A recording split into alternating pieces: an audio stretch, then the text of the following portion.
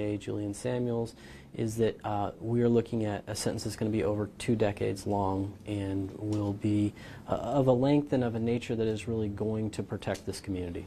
You took off life sentence during the guilty verdicts, or at least it was mentioned like, hey, we're not going to pursue that anymore. Why did you? Are you not settling, but it's going more towards the 2 decades versus life? This was purely an issue of whether or not we believed that under the law we were going to be successful with appeals and different things. If we felt like that was a viable option, we would have seek that. 2 decades, that means you're doing concurrent sentencing or non-concurrent? We call it consecutive. Thank you. Yes, yes, we will be seeking a lot of consecutive sentences, and certainly we believe the sentence will be well over 2 decades long, and we are. We've spent a lot of time talking with the victims and their families, and it's something that I know that they want to see. Both they want to see the case resolved, but they want to see a significant sentence that protects the community and certainly respects the victims, and that's what we're trying to do and accomplish here today. A repeat offender going behind bars, going to jail for a longer period of time than what he's been sentenced before.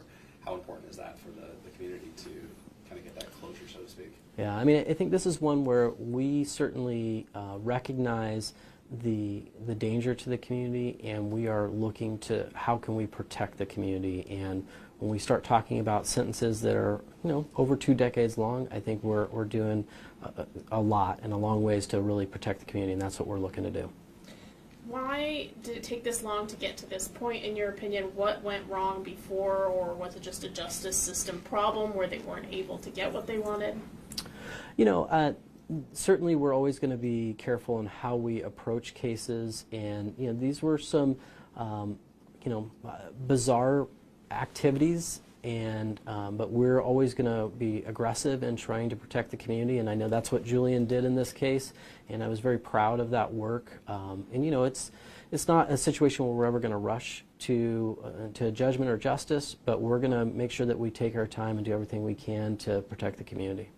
I think what's distinct about this case is that, like, in a kind of a very negative way, this person's entered kind of almost like Portland culture. Like, there's a name, TriMet Barber.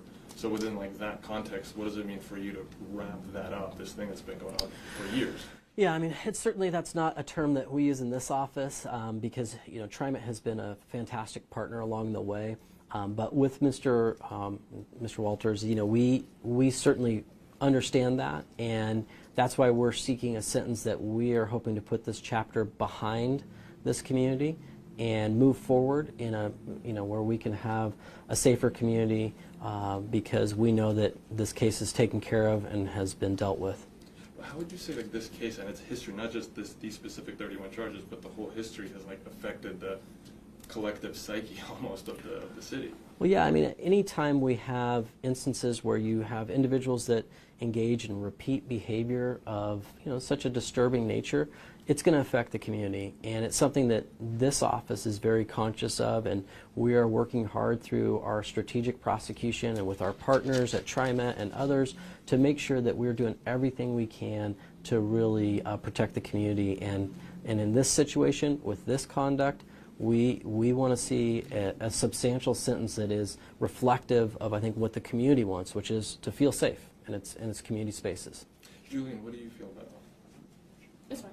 How do you feel, like, the same question to you, how it feels for you to be wrapping up this case that's played such a role in, like, our collective? This is a person, the defendant, Mr. Walter, who's had a huge negative impact on the community. Being able to put him in prison for over 2 decades, longer than he's ever been in prison, is going to have a great impact on the community, specifically women, girls who are at risk every single day that he is in the community. So I'm satisfied with the result and happy that we can bring justice to the victims. How would you describe Jared? How would you describe Mr. Walters? Predator. He's had previous sex assault convictions or sexual abuse related convictions. Was he a registered sex offender, and did that system fail in the way that he was treated, or what went wrong that he was able to continue along those lines? He is a registered sex offender, but the issue's always been that he's had short jail or probation or prison sentences. And we've seen him fail probation over and over again. We've seen him commit these same crimes over and over again. This sentence is going to be the longest that he's ever done in custody. This sentence is going to be the longest time the community is going to be safe from Jared Walter. What's different this time than the previous times? Why is this sentence going to actually stick and be longer, in your opinion, than what was previously? The investigation done by Portland Police. This is the first time we had an extended amount of time that allowed us to have evidence that wasn't just one day.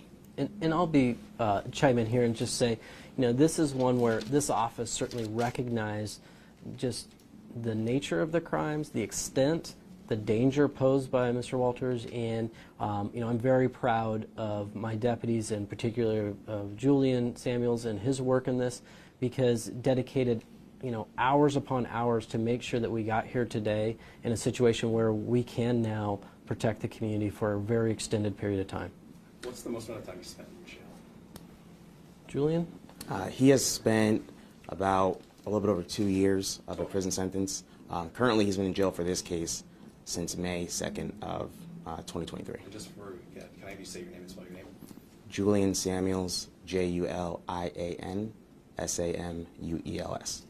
Were you at all involved in the prosecution of the previous crimes that he has committed, or?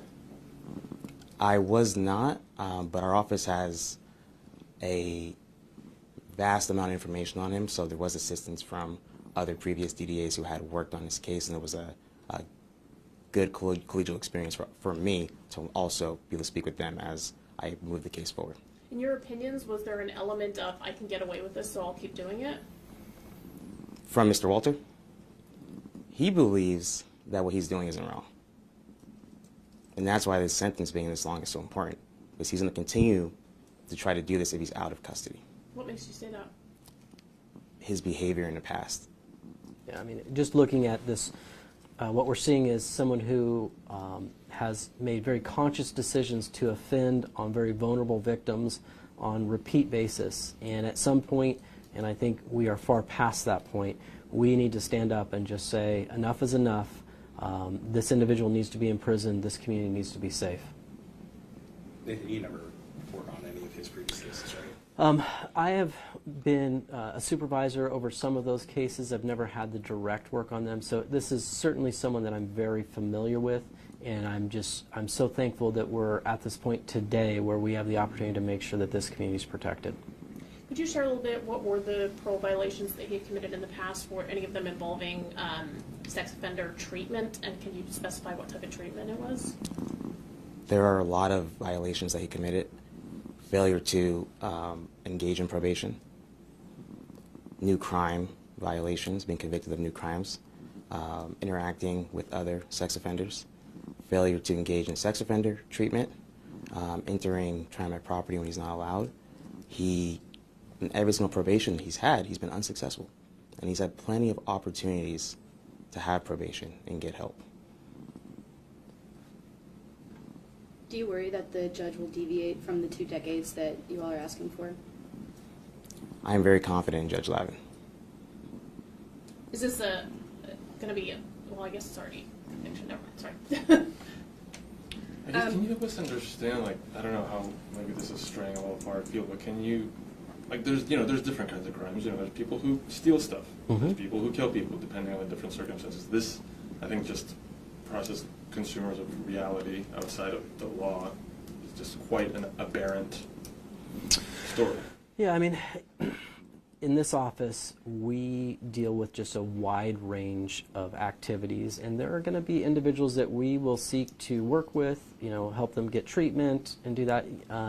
And then there are some outliers, and I would say this is an outlier, an individual that has shown both through the type of behavior he's engaged in and his kind of unwillingness to change, that he is of a particular nature and danger to the community, that this is the absolute right result.